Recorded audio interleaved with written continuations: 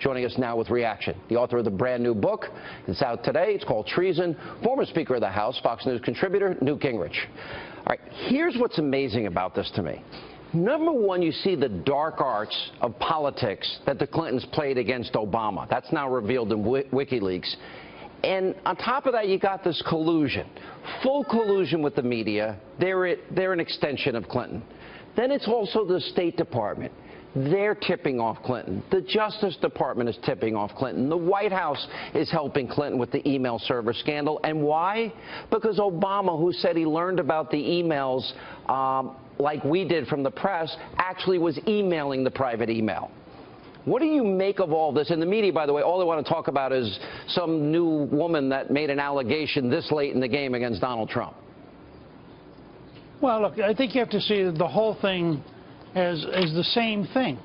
You have so much corruption underway now that, you know, you get $1 million check from a dictatorship in the Middle East as a birthday gift for Bill Clinton.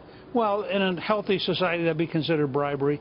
You get the richest man in Mexico donating millions of dollars to the Clinton Foundation, while he's also the major stockholder in the New York Times, which just happens to be doing everything it can to protect, Hillary Clinton. Can I just stop you? The $1 million check came from Qatar, a country that allows that its marital rape is legal?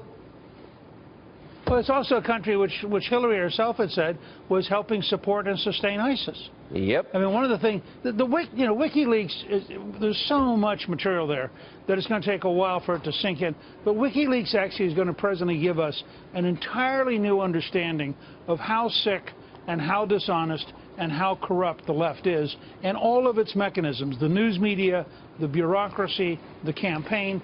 And at the center of it are the Clintons, and Hillary Clinton is the most corrupt candidate ever to run for president of the United States. And you're now seeing detail after detail after detail that it's beyond any reasonable question of the depth of their corruption and what they would bring into the White House. If you look at how the $10 billion was supposed to go to help the Haitians after the last earthquake, and what do we have happen? Yeah. You suddenly had friends of Bill, who came to not people who knew Haiti, not people who had particular skills, but friends of Bill, people who had donated, suddenly got special State Department treatment.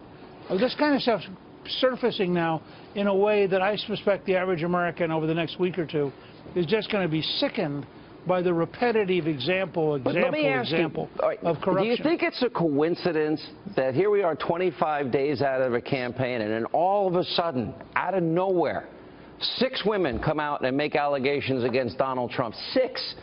And do you think it's coincidental it's happening right in the middle of a massive document dump that implicates the Clintons?